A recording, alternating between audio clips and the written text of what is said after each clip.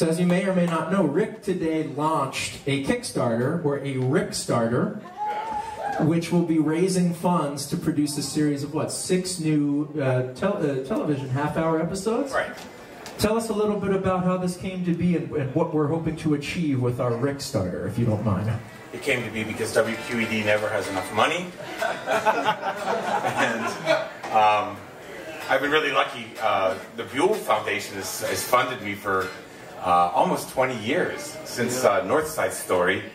But every year the money goes down a little bit, and they always want us to find new money, so we said, let's give this a try. Other PBS stations have done it. Some have succeeded, some have failed. So I put together a budget, and now we have a Kickstarter campaign. Has anyone here ever done a Kickstarter or contributed to a Kickstarter? Raise your hand if you're familiar with Kickstarter. Excellent. Can you tell us about some of the rewards that we may expect at different funding contribution levels? I don't remember them all specifically, but anybody who contributes $13 or more gets a little Nebby button. We're calling the 6 programs Nebby, Rick Sebak's Tales of Greater Pittsburgh. And you know, there's various other things, from old DVDs to new downloads, and you know, dinner with Rick Sebak, and actually at the $5,000 level, the Beagle Brothers will come to a house concert. Yeah. And I saw one extremely nebby level of funding allows you to come to set with you guys, or on location as you're shooting, right? Yeah, you know, that seems to be something that interests some people, and actually we had a $5,000 donor today, so somebody wants to... Round of applause for someone donating $5,000. I said maybe... Who's Eric George? We had a really good day. I noticed we're over 30%, which is what they say you should try your hardest to achieve the first day. So, you know, heading towards $40,000. If we made $40,000 on a day in pledge, I think they'd throw a big house party at QED. So it's really unusual, and it's really great, and people have written the nicest things on social media. So. Do you have any topics in mind for these 6 half-hour episodes? Things that have been, you know, burning in your mind that you're dying to be able to tackle? I do. I'd like to do a show called Meet Pittsburgh, M-E-A-T.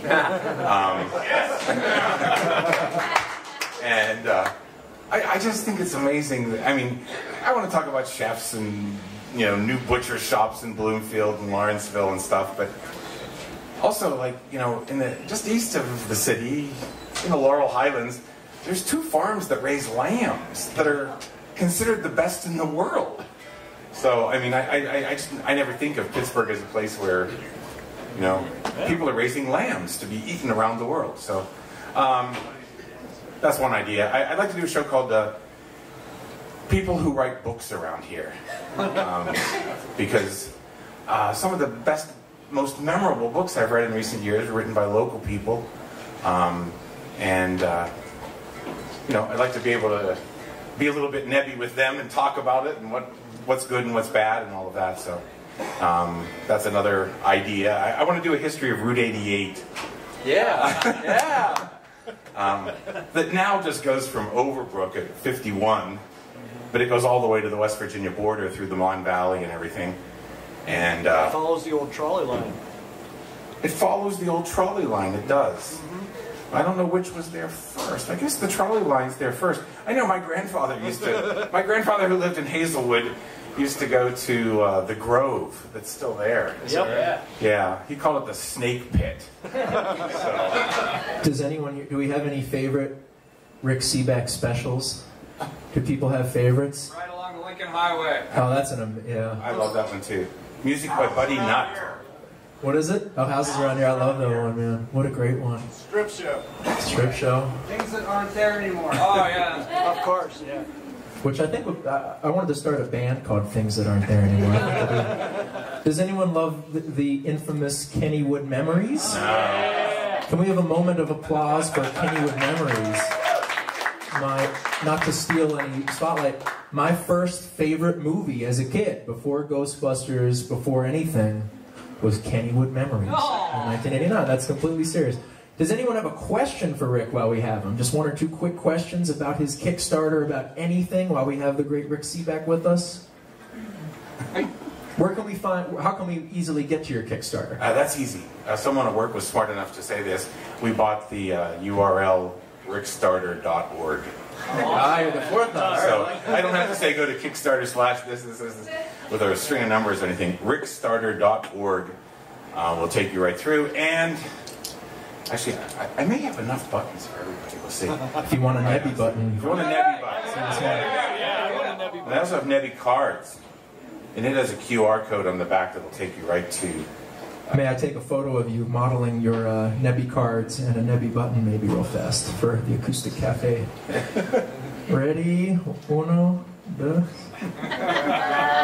All right, can we give a huge round of applause for the amazing Rickstarter? Thank you so much for coming down tonight. Best of luck with your Kickstarter.